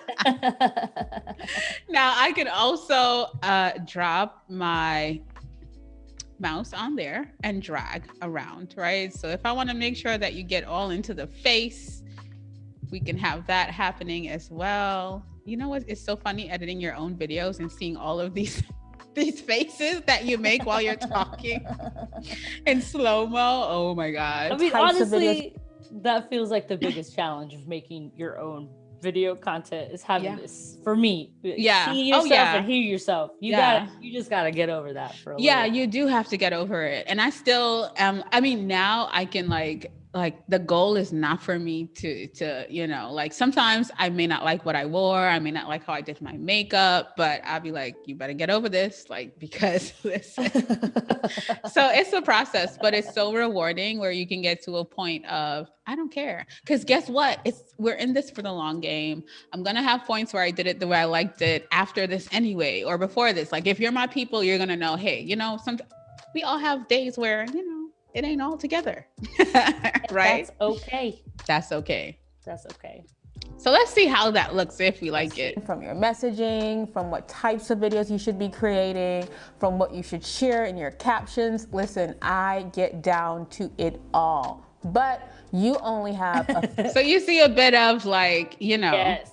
And if I had even more time and we could zoom into this timeline, I would like do I get into it all kind of thing. Like, cause I like, you know, doing things like that to wake people up. However, if we keep things simple, you don't have to. This is just me showing you guys like, you know, a few more things that you're able to do if you're into that kind of thing. And this would not be the first for people who, you know, are just learning to edit or figuring this thing out. Don't do it. Okay. Right? Don't do it, girl. Don't do it. Try this for me. Can you hover over that scroll bar at the bottom of your screen? Uh-huh. Yeah. Okay. Now see those little dots on each side? Uh-huh. Ooh. Pull it. There we go. Okay. Yeah. So if you change the length of the scroll bar, you make the timeline. Oh, I get it now. Yeah, so this is in. Fire. Thank Squeeze you, Dacia. in, and You're then so you good. can kind of go into there. All right, now we can get into it, guys. Oh, wow. So if you wanted to go into that one little clip and then just make a couple of little tweaks there. Ooh, what's peasy. going on? All right. I Easy. thought something. And you know what? Like, this is perfect because now we can really get into like, you know, trimming and things like that, right? Like, even better. So I'm going to pull it out a little bit because I don't think I need it like Sometimes all the way in, but too this is magnified. perfect. Yeah, that is me. Like, okay, so let's see. Here it goes, right? And then we can make sure that the CTI is on there. Right. And like I said before, like you can go in and out. And this is an example of a jump cut, which is what Dacia and I were speaking about. Get like, down to it all. But you only have Love that. Yeah. And it just happened in the, like, I like how the butt came in and it just like snapped. So, but trust me, before, yes, jump cuts were not allowed. No, they weren't. You can't sit with us. I mean, vertical video too. I remember when people. Yeah, right. Oh man, it was we so come from the same. Yes. I used to. I was number one about it. Yes, I used to say all the time, "Turn your phone this way." Around. There was this really funny, like PSA public service announcement that this creative group did with like Muppets of why vertical video was bad and you should do it. And I used to share that with my students all the time. Yes. And then I finally was like, wait. Now it's the thing. Now YouTube has shorts. That has to be vertical, right? The medium expands. It's changing. Sometimes, you know, even us, we get really locked into our way. Yeah. And that's the thing about creativity. Like you have to, like, even with me all the time, because I'm an online course creator and I've seen the impact of teaching many people at once with one recording. Like I'll tell artists like, you need to do this. And they're like, no, I don't want people to see my workflow, or I don't want people to see what I'm doing. And that's, to me, the old way of thinking. Because even if someone does exactly, like someone can take this entire thing and do it, it's never going to be the same. It's also like, it's like that open source philosophy versus, you know, don't be so precious about everything. Yeah. Really, if you put what you know out, you might collaborate with someone that had that other piece of the puzzle. And then together your work is so much more magical, right? Yep. Exactly. So listen, I get down to it all. So you can see that I kind of played with color here as well, right? So you can do so many things, like, you know, you can do so many things with editing.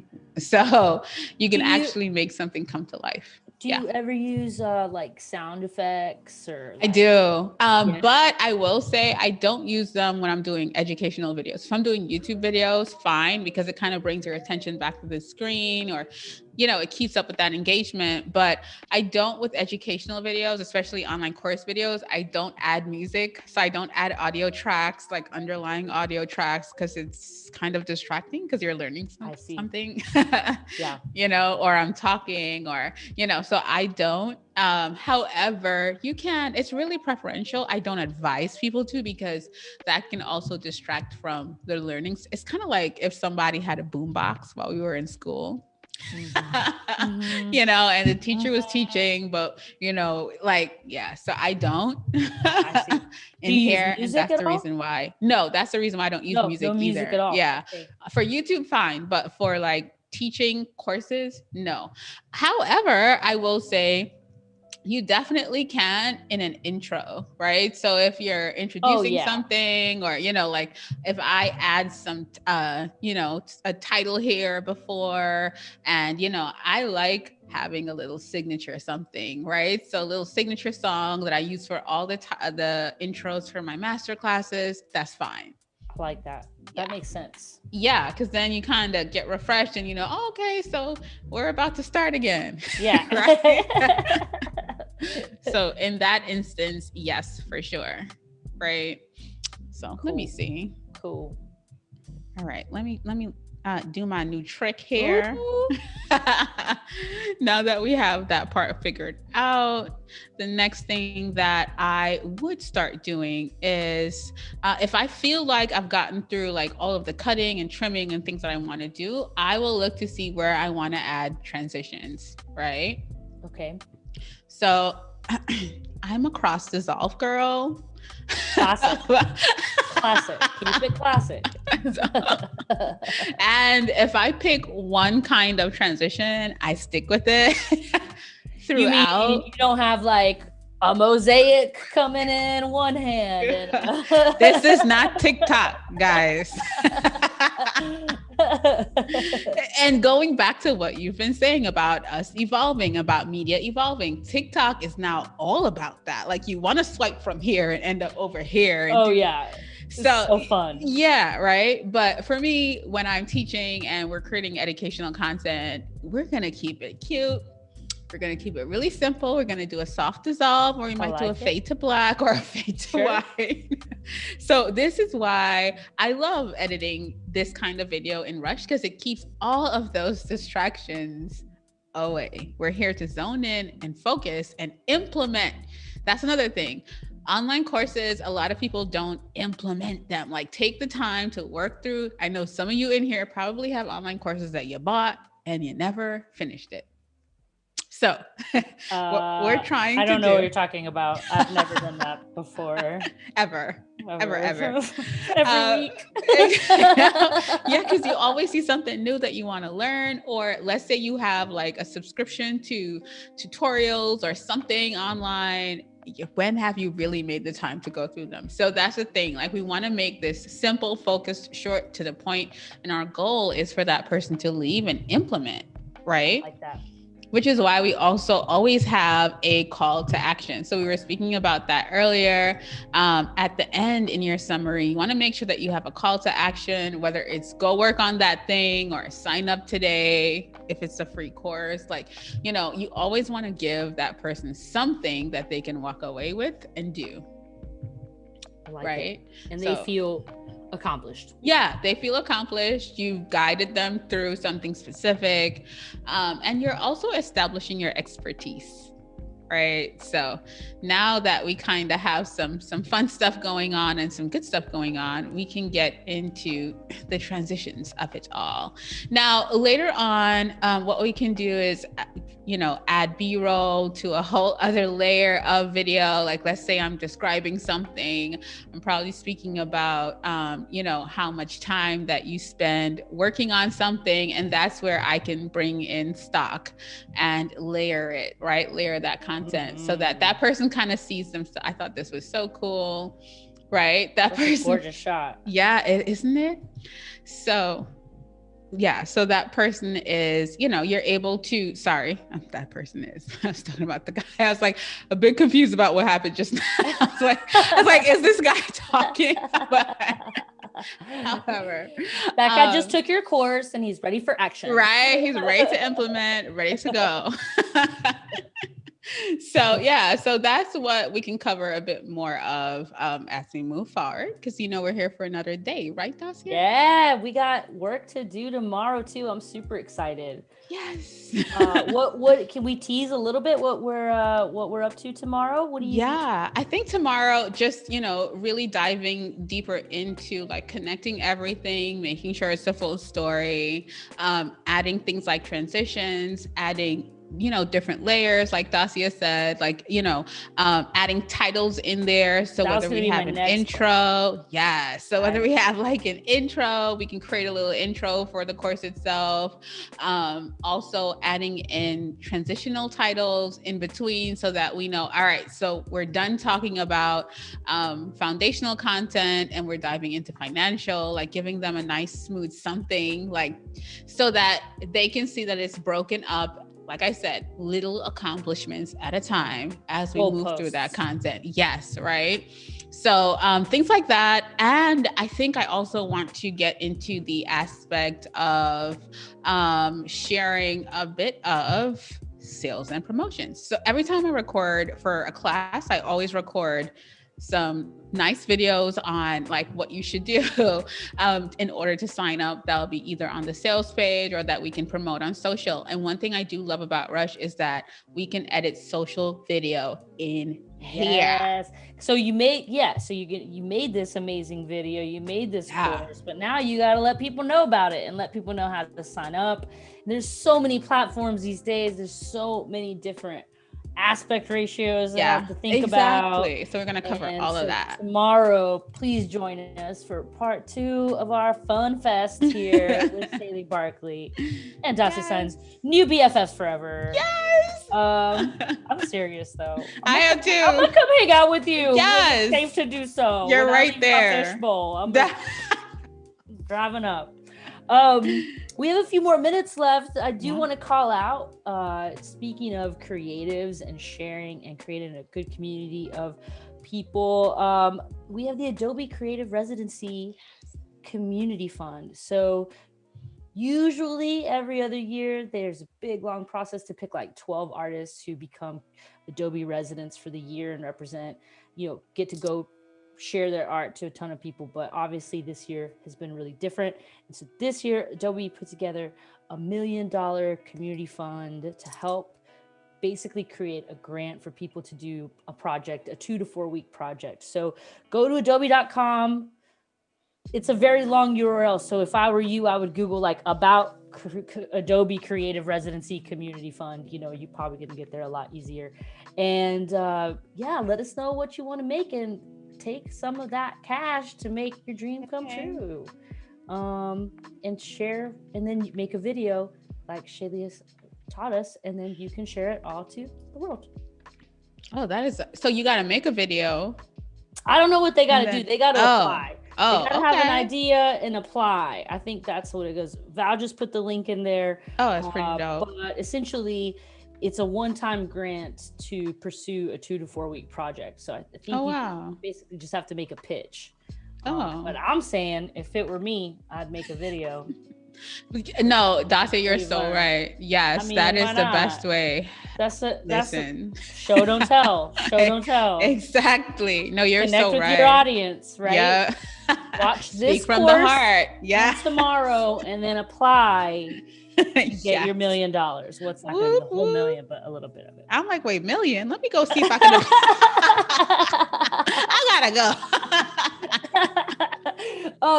Before we sign off, too, just want to check in with the chat pod and our friend Christopher Lawrence from Trinidad that also shares your birthday. You said March 22nd too, right? Yeah, isn't that crazy? It's so wild. So he says he's trying to figure out how to make the engineering aspect of his shipping container construction video pop. He's got a video he's making. It sounds like there's a lot of technical info and would like some advice on how to make it a little more fun is what I think the question is. Yeah, I mean, I think the first thing, of course, is knowing exactly who your customer is, right? So, and digging deeper, I would say, into their psychographics, like what's a psychographic? Yeah, like you got to think about like, who is this person really? Like, we know that they're making $75K a year. We know that they read Ebony and Essence magazine. Like, we know all of those things. They probably read Vogue. I'm just saying, Christopher, I don't know who your ideal audience is, but find things that really connect to that person on a deeper level, right? Like what is really going to make them purchase from you and create a story out of that. People love stories. So not only showing like, what you're specifically doing, but adding a story that's really connected to that person's heart into it is always like, when we think about like a Huggies or Snuggles commercial, you see that little kid running to their mom, hugging their mom, like that tugs on heartstrings. Emotions make people buy, right? Yeah. So, in shipping container construction, I don't know about y'all. I spent a lot of time Googling that. Like, I am obsessed. I would love to make a little, especially because my wife and I are stuck in this house all day long. Like, it'd be cool to have a little Dacia shed out there. That would be, what I mean? Be fire. Yes. Into it. That part. Yes. No. So tap if you're into doing those that, stories, like, Christopher. Yeah. People like want to build something. Dacia just gave you such a brilliant idea. Seriously. Like the story people make offices out of them. Like there's so many things. Like how can your customer use your product in order to change their lives? Like I think a lot of times we gotta, like we said before, like step out of yourself and think about how are you serving. So if someone can build an at-home office space out of a shipping container, how is that going to make their lives so much easier? When the kids are at home, they can leave and go there and do their, like build a story around whatever it is, and it's immediately going to elevate your video. That's really great advice. I mean, make the story, learn who the audience is. Yes, know who you're serving. Exactly. Because of course there's the tricks of adding, playing with color, playing with transform. For sure, there's ways to keep people engaged, but if you're not designing or making that outline in a way that really is being thoughtful about who that person is, then even like I said before, like you realize that at the beginning of my class, I speak directly to that person. Like, you're here because you don't know how to use video content in order to sell your products and services. You're probably here because you're confused at it all. Like, you're seeing this and that online. Should I be TikToking? Should I be like, there's so much, but you know, you got to think about things like that. Like, talk to your person. This has been an incredible day. Thank you so much, XayLi. I can't wait till tomorrow. Me too. Thanks everybody out in the pod. Have a great rest of your day. It's doodle time next.